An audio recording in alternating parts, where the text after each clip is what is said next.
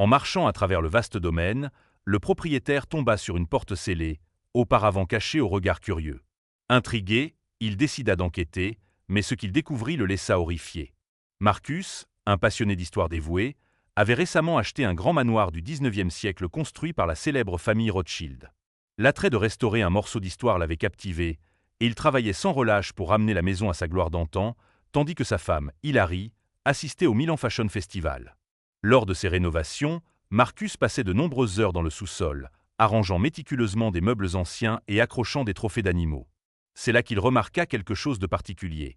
Une section du mur qui semblait étrangement creuse. Ses doigts parcoururent la pierre froide et un frisson le parcourut. L'air lui-même semblait différent, comme si l'espace dissimulait quelque chose de longtemps oublié. En testant le mur par de légers coups, il discernait rapidement qu'il n'était pas solide. Un écho laissait entendre la présence d'une chambre cachée au-delà. Les légendes locales sur le domaine avaient souvent été rejetées comme de la superstition, mais maintenant, face à une preuve potentielle, Marcus ne pouvait plus les ignorer. Des histoires circulaient depuis longtemps au sujet de pièces secrètes et de passages dissimulés dans le manoir. Des murmures parlaient des Rothschild protégeant des trésors ou des secrets sombres. La tentation de percer immédiatement était forte, mais la prudence l'emporta sur l'impulsion. S'il y avait quelque chose de significatif caché derrière le mur, il devait comprendre son histoire avant d'agir de manière drastique. Déterminé, Marcus se consacra à la recherche, passant des heures à la bibliothèque locale. Entouré de l'odeur du parchemin vieilli et des volumes reliés en cuir, il scrutait les archives historiques, cherchant toute mention des secrets de la maison. Il découvrit des références éparses, l'une faisant état de l'existence d'une crypte secrète Rothschild, une autre suggérant un accident tragique ayant conduit à l'obstruction d'une section de la maison. Intrigué mais insatisfait, il se tourna vers les connaissances locales. Dans un pub faiblement éclairé près du domaine, il écouta les habitants raconter des histoires inquiétantes. Certains parlaient de bruits inexpliqués provenant du manoir la nuit, tandis que d'autres juraient avoir aperçu des figures fantomatiques à travers les fenêtres. Pourtant, malgré toutes ces histoires, il n'y avait aucune preuve concrète, aucun indice définitif sur ce qui se cachait derrière la barrière de pierre. À l'approche du retour de Hilary de Milan, Marcus se retrouva rempli d'anticipation. Lorsqu'elle arriva, les bras chargés de tissus de créateur et de croquis frais, il perdit no temps pour partager sa découverte. Elle écouta attentivement, mais ne partagea pas son enthousiasme.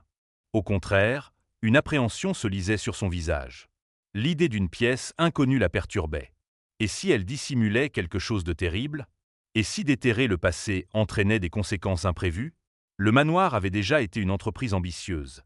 Et si cette découverte transformait leur maison de rêve en un cauchemar? L'inquiétude de Hilary se transforma progressivement en une résistance ferme. Elle insista pour dire que certaines choses étaient mieux laissées intactes, que plonger dans des mystères inconnus pourrait ne mener à rien de bon. Marcus, bien que réticent, comprenait sa peur. Il accepta, à contre-cœur, de laisser le mur intact. Pour prouver son engagement, il contacta même un agent immobilier, envisageant la possibilité de vendre la maison et de laisser le mystère derrière eux. Cependant, peu importe combien il tentait de repousser cette idée, la porte scellée occupait ses pensées. Le poids de l'inconnu pesait sur lui. La tension grandissait au sein du foyer, et une division tacite se formait entre lui et Hilary. Elle se concentrait sur la décoration et l'avancement des travaux, tandis que lui se sentait attiré à maintes reprises vers le sous-sol, debout devant le mur caché, passant en revue d'innombrables scénarios dans son esprit. Incapable de résister, Marcus reprit ses recherches en secret. Jour après jour, il s'enfouissait dans des livres, cherchant des réponses.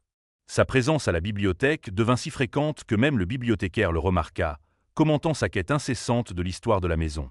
Plus il creusait, plus le mystère grandissait. Les archives étaient fragmentées, se contredisaient, offrant seulement des demi-vérités et des spéculations. Le manoir gardait jalousement ses secrets, refusant de les dévoiler facilement. Et pour Marcus, la question demeurait, était-il prêt à laisser le passé reposer en paix, ou risquait-il tout pour découvrir la vérité? Les rapports officiels menaient à une impasse. Plus Marcus enquêtait, plus il réalisait que le mystère, bien qu'intrigant, semblait décevant à résoudre. Cependant, sa détermination ne faiblissait pas. Les paroles de la bibliothécaire résonnaient dans son esprit, renforçant sa conviction que la réponse se trouvait derrière ce vieux mur. Lorsqu'Hilary partit pour la soirée, Marcus saisit l'opportunité. Un mélange d'excitation et d'appréhension parcourait ses veines alors qu'il se précipitait chez lui. Devant le mur, il hésita, des doutes envahissant ses pensées. Et s'il ne trouvait rien? Et si la vérité était plus dangereuse que ce qu'il avait imaginé? Mais il était trop loin pour faire marche arrière. Serrant fermement le marteau-piqueur, il le leva au-dessus de sa tête et l'abattit avec force. L'impact fit éclater des fissures à la surface. À chaque coup, le mur s'effondrait, révélant quelque chose d'inattendu, une porte secrète. Son cœur battait plus fort. La poussière tourbillonnait dans la lumière tamisée, tandis qu'il saisissait la poignée. La porte grinça en s'ouvrant, dévoilant une petite pièce négligée. À première vue, rien d'extraordinaire. L'air était lourd de vieilles années, une odeur de bois usés et de secrets oubliés flottait dans la pièce. Il ressentit une première déception, mais son regard s'arrêta sur quelque chose de particulier. Les murs étaient irréguliers, le plâtre inachevé par endroits. Poussé par la curiosité, il passa sa main sur la surface, cherchant des irrégularités. Sous une couche de poussière et de décomposition, ses doigts effleurèrent un cadre en bois dissimulé. Doucement, il retira la couverture, et devant lui apparut un portrait ancien de la famille Rothschild. À mesure qu'il découvrait d'autres tableaux, une image plus claire de leur passé se dessinait. Puis, en retirant un autre cadre du mur, un compartiment secret s'ouvrit. Un épais tas de papier tomba au sol, ses bords jaunis fragiles mais solides sous ses doigts. Il les ramassa, son cœur battant à chaque page qu'il tournait. Là, parmi la poussière et les toiles d'araignée, se trouvaient des livres de comptes, des reçus, des lettres personnelles. Un véritable trésor d'histoire de la famille Rothschild. Un mélange d'excitation et d'inquiétude s'empara de lui. Pourquoi ces documents avaient-ils été cachés avec autant de soin? Quelle vérité cherchait-il à protéger? Le temps lui était compté. Hilary pouvait revenir à tout moment, et il savait qu'il devait agir rapidement. Il rassembla précipitamment les papiers et les tableaux, veillant à ne rien laisser derrière.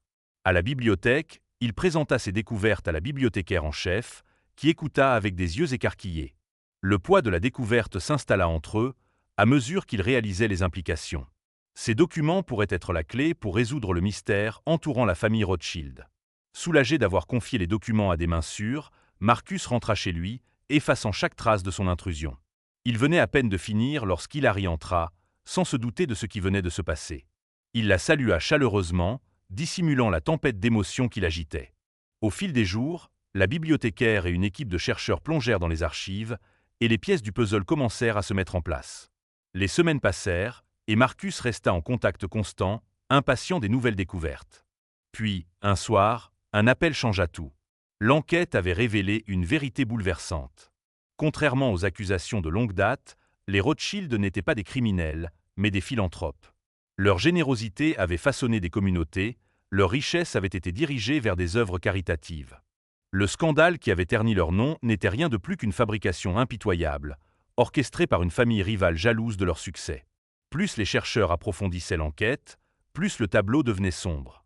Les Rothschild avaient été faussement accusés de corruption financière et même de meurtre, leur réputation démantelée systématiquement. Impuissants face aux forces qui s'opposaient à eux, ils avaient choisi le secret plutôt que de tenter de se défendre, préservant leur histoire dans des voûtes cachées et derrière des murs oubliés.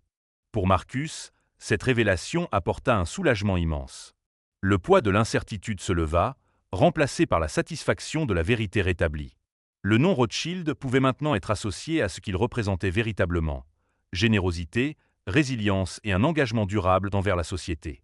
Hâte de partager la nouvelle, il se confia enfin à Hilary.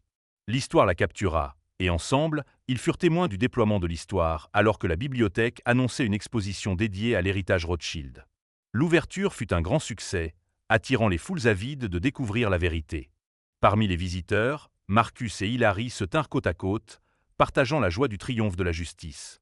Alors que les portes de l'exposition s'ouvraient pour accueillir ses premiers invités, Marcus réfléchit à ce voyage qu'il avait mené jusqu'ici. Le mystère avait été résolu, non pas par des conspirations et des crimes, mais par la vérité enfouie sous des couches de tromperie. Et maintenant, enfin, cette vérité avait vu le jour. Chers spectateurs, qu'en pensez-vous de cette histoire? Partagez vos réflexions dans les commentaires. Et si vous avez aimé cette vidéo, n'oubliez pas de liker et de vous abonner à notre chaîne. À la prochaine fois.